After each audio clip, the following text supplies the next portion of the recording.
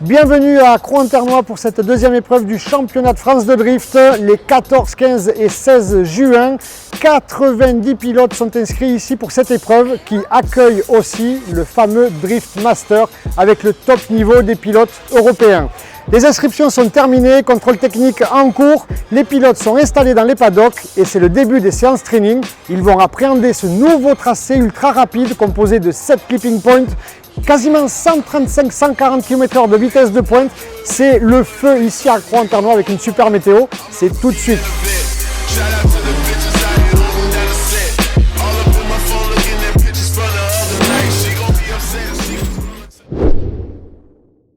Les pilotes sont casqués, gantés, harnachés dans leur voiture, la pression monte. Max, le startliner, leur donne les consignes.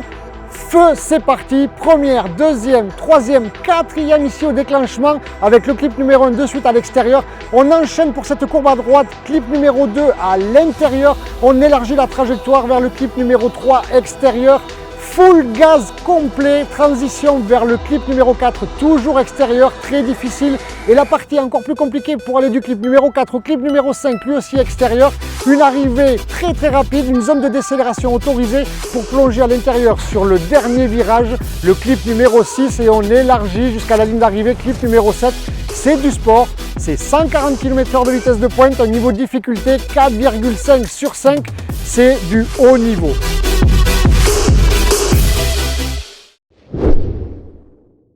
Les trainings sont terminés et ça a fait un ravage dans le paddock tellement la piste est exigeante, tellement les pilotes se sont donnés à 200%. Ils sont en train encore de faire de la mécanique et de se préparer au mieux pour les qualifications. Pas de qualification, pas de battle. Donc je peux vous dire qu'ils sont tous à bloc en train de chouchouter, fignoler ou plus leur monture pour se présenter au départ.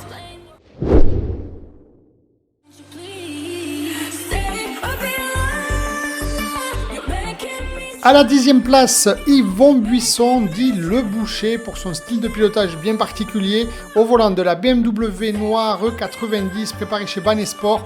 Très belle performance, beaucoup de fumée, bravo Yvon. À la 9e place, on retrouve Philippe Ferreira, le préparateur, le boss de PF Motorsport. Le pilote parisien, alors qui fait quelques erreurs ici, mais ce run n'est peut-être pas son run qualif. En fait, ce sont des images que nous avions en stock. Et c'est une belle performance pour Philippe, 9e. 8e place, Jérémy Mérires au volant de sa Toyota Supra avec la déco Freegun. Jérémy, pilote moto aussi, pilote de stunt, qui n'a pas de problème mécanique pour le moment, tant mieux, c'est un excellent retour. 8e place pour Jérémy Mérires. Superbe performance pour la première fois dans le top 10 de mémoire, Alexandre Boulier avec cette magnifique Nissan Silvia S13. Une belle ligne, beaucoup de fumée aussi, la voiture a l'air de très bien marcher, il s'est régalé, bravo Alexandre, 7e. À la 6e place, habitué du top 10, Gary Galopin.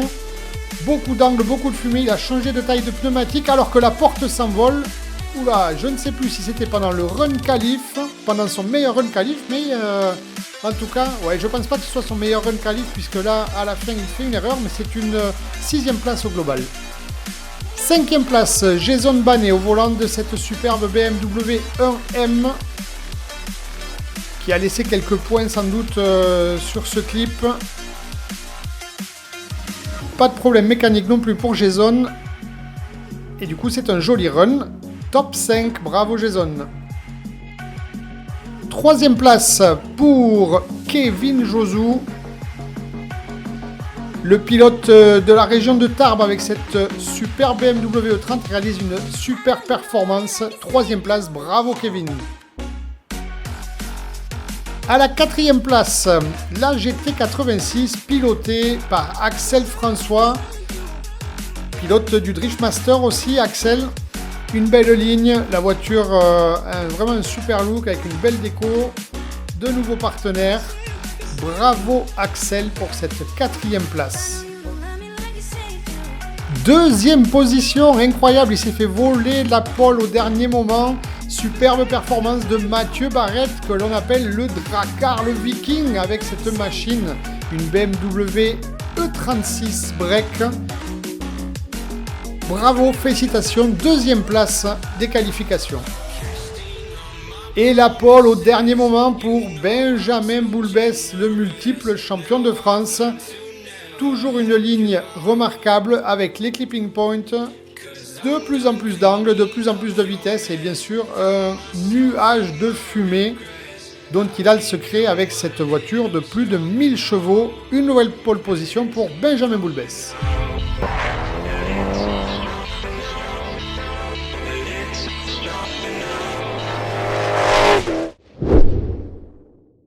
Comme vous le savez, nous avons la chance d'accueillir le fameux Drift Master pour la première fois en France avec ses 45 pilotes d'élite.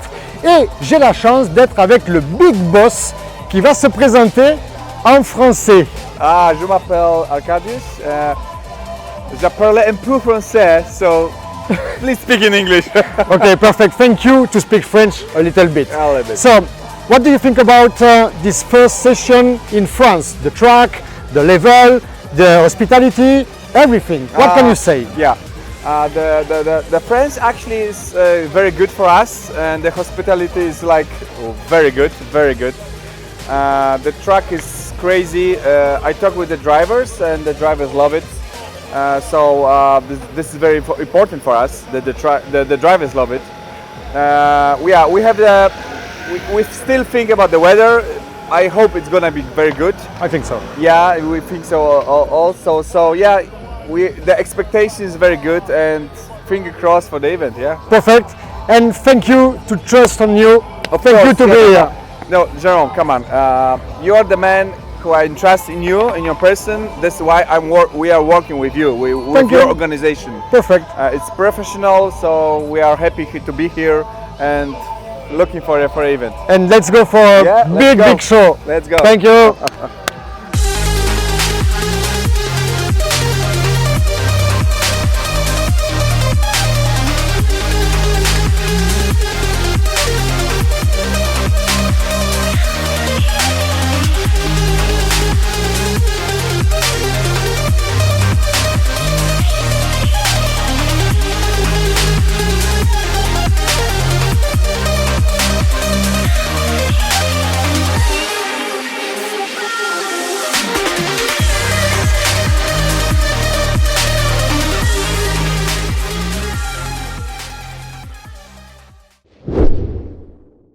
Les qualifications sont à présent terminées, les pilotes sont impatients. Après le classement qui est sorti, ils attendent le fameux tableau du top 32 pour savoir qui va s'affronter tels des gladiateurs dans l'arène. Ils sont en feu, nos pilotes français, ils enflamment le public et c'est un super spectacle. Le top 32, les battles, les batailles, c'est maintenant.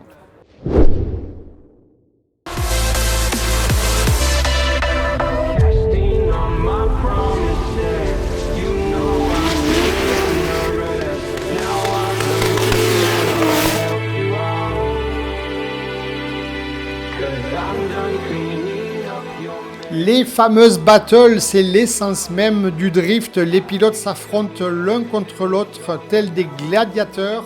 Le top 32 est déjà passé, la moitié des pilotes ont été éliminés. On se retrouve maintenant avec le top 16 et puis on enchaînera avec le top 8, les demi-finales, petite finale, finale jusqu'au vainqueur final, jusqu'à la battle finale pour découvrir le podium à Pointernois. Nous commençons donc ce top 16 avec Max, notre startliner, qui l'annonce aux pilotes et au public. Benjamin Boulbès a éliminé Kevin Hochstein au top 32. Michael Comarmont a éliminé Jérôme Esteban. Ils s'affrontent maintenant. Le leader est toujours le mieux qualifié des deux pilotes sur le premier run. Donc Benjamin Boulbès avec la pole s'élancera tout le temps le leader. On voit quelques fautes du suiveur Michael Comarmont. Et on inverse les positions pour la manche retour.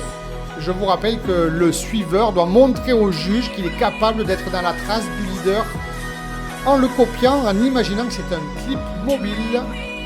Et c'est une victoire de Benjamin Boulbès. Géraud Bourgoin est affronté à Jérémy Germain. Géraud Bourgoin avec la BMW E30 orange a éliminé Philippe Ferreira. Jérémy Germain, la BMW E30 blanche Kenda a éliminé Jérémy Mérires. Il se retrouve à présent en top 16. Le leader en orange, Géraud Bourgoin, qui a une belle ligne semble-t-il. Jérémy Germain un peu en perdition à la fin. Il a essayé de tenter le tout pour le tout sur le dernier virage. Pas simple l'histoire. On inverse les positions. Une ligne semble-t-il un peu plus propre pour Géraud Bourgoin. C'est très très proche, il touche. Ouh là là. Ah oui, ça a touché. Et que vont dire les juges? C'est une victoire de Géraud Bourgoin et ils ont expliqué pourquoi à l'issue de la bataille. Axel François avec la GT86 blanche qui a éliminé Quentin Deleplanque est opposé à Antoine Amar dans la S13 noire qui a lui éliminé Nuno Pinto. Les deux pilotes au volant de japonaise avec des styles très agressifs doivent se régaler, c'est très très proche. Antoine fait un festival, il se régale et on inverse les positions. Antoine Amar, leader, chassé par Axel François. Axel qui pilotera au Driftmaster dès le lendemain de cette compétition avec une erreur ici de la GT86 pilotée par Axel François. Le verdict des juges, eh bien c'est une victoire à l'unanimité d'Antoine Amar.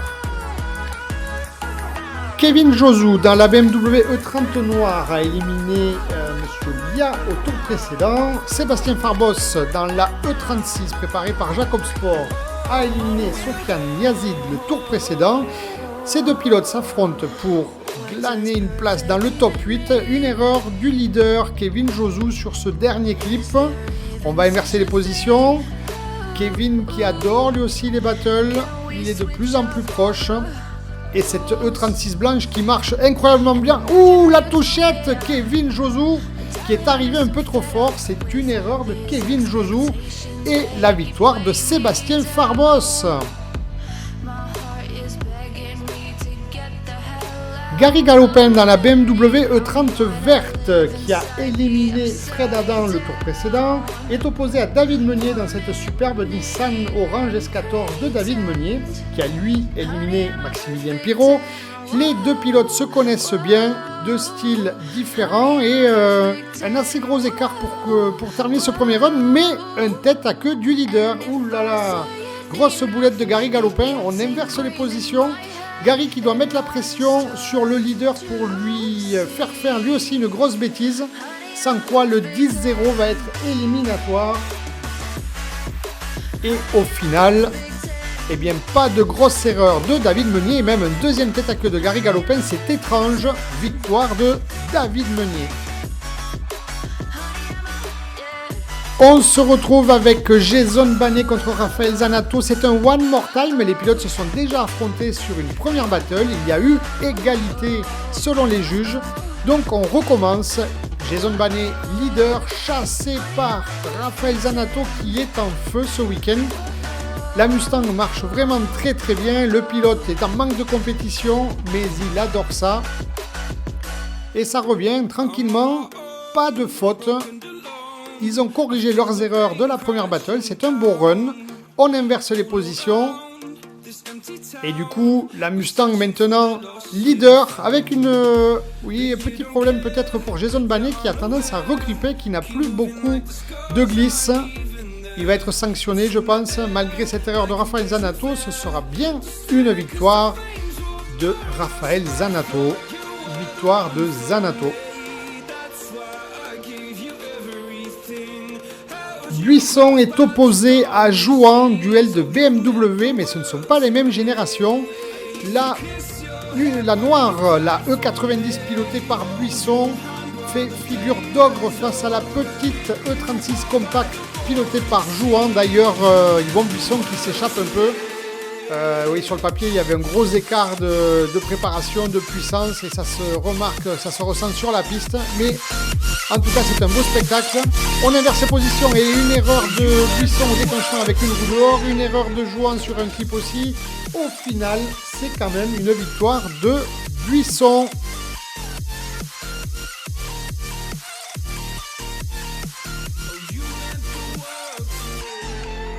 Mathieu Barrette avec la E36 Break qui a éliminé Pierre Levrault le tour précédent est opposé à Laurent Cousin qui lui avait éliminé Laurent Russell.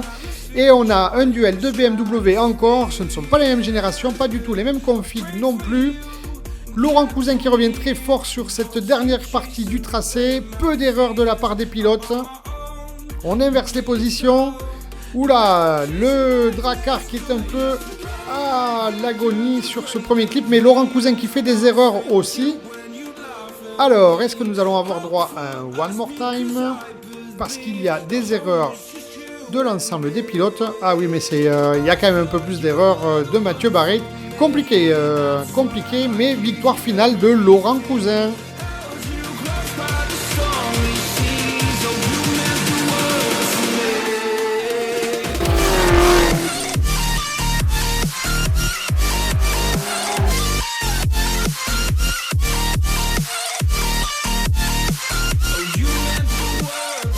C'est parti pour le top 8, les 8 meilleurs pilotes de la compétition. Le leader Benjamin Boulbès avec cette imposante BMW Cabriolet face à la E30 Orange de Géraud Bourgoin préparée chez Jacob Sport. Les pilotes s'élancent, déclenchement. Je vous rappelle que le leader doit suivre la ligne des qualifications, les clips qui sont notés sur la piste, matérialisés par des boîtes blanches. Et le suiveur doit quant à lui prouver qu'il est capable de mimer ce que fait le leader, comme on dit, être dans la trace, être dans la portière, avec le moins d'erreurs possible. On inverse les positions.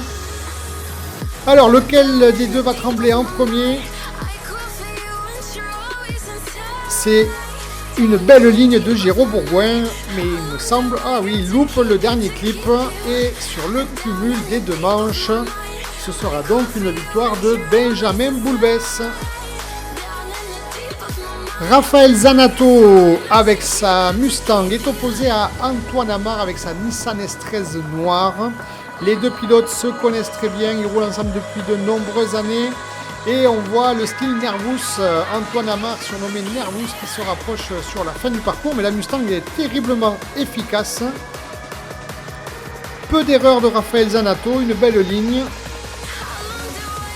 Et Antoine Amar qui loupe complètement le dernier virage, il a loupé le clip et au final c'est une victoire de Raphaël Zanato. Le leader David Meunier avec l'S14 Orange est opposé à Sébastien Farbos, la BMW E36 Nismo puisqu'elle a un moteur Nissan. Quelques erreurs du suiveur Sébastien Farbos semble-t-il. On inverse les positions alors qu'il y a un gros écart sur cette zone de déclenchement. La BMW s'est envolée littéralement, il n'y a quasiment pas de bataille. Oula, grosse erreur de David Meunier qui va le pénaliser fortement et c'est une victoire de Sébastien Farbos. Yvon Buisson avec la BMW noire E90 s'est opposé à Laurent Cousin sur la M3 E46 Orange. Les deux pilotes se connaissent très bien. Ils ont les mêmes moteurs quasiment, M3 turbo, boîte séquentielle. Une grosse erreur ici pour le leader Yvon Buisson qui passe très loin du clip. Ça va lui coûter quelques points. On inverse les positions. Il faut un run propre du leader Laurent Cousin s'il veut gagner sa place pour le top 4. La même erreur pour Laurent Cousin. Ça sent l'égalité. Les deux runs quasiment identiques, et bien au final, oui, c'est un one more time. On recommence, et donc les pilotes qui étaient à égalité sur la première battle ont droit à une deuxième chance. Ouh là là, grosse erreur d'Yvon Buisson, encore ici, il est très large. Alors Laurent Cousin qui essaie de ne pas doubler, mais vu la faute d'Yvon Buisson, il aurait pu doubler. Et sur le run retour, peut-être que Yvon Buisson a un problème avec un pneu parce qu'il est vraiment très loin, il a dû déjanter Yvon Buisson. Très certainement. Et au final, c'est une victoire de Laurent Cousin.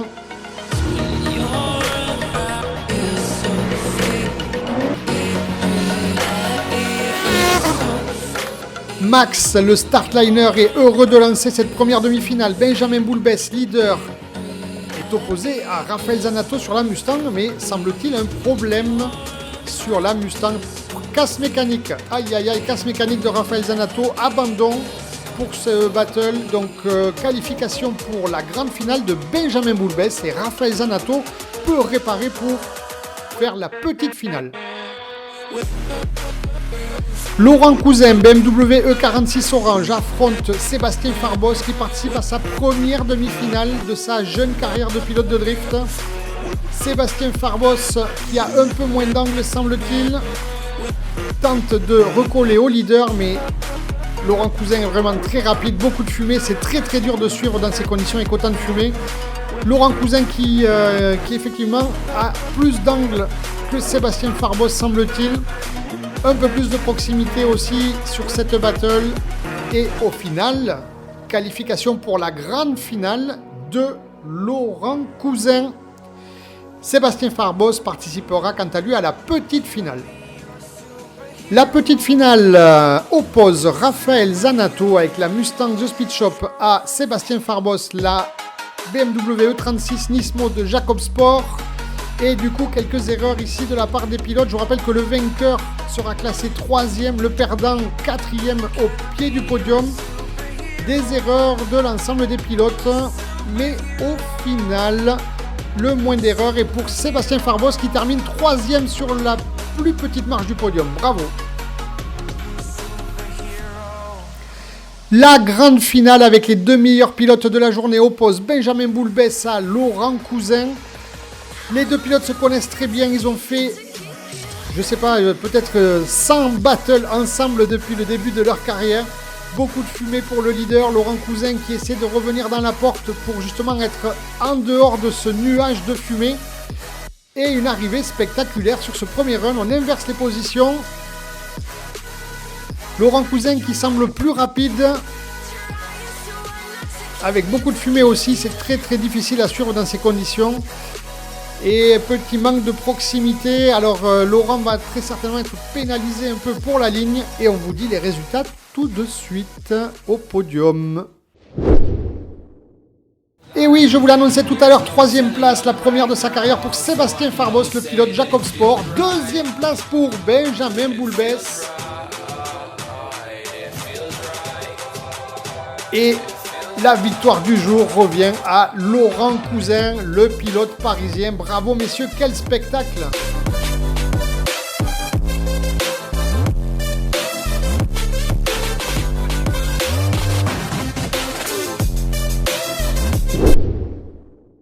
Le rideau se ferme, le soleil se couche ici à Croix-en-Ternois pour la fin de cette deuxième manche du championnat de France de drift.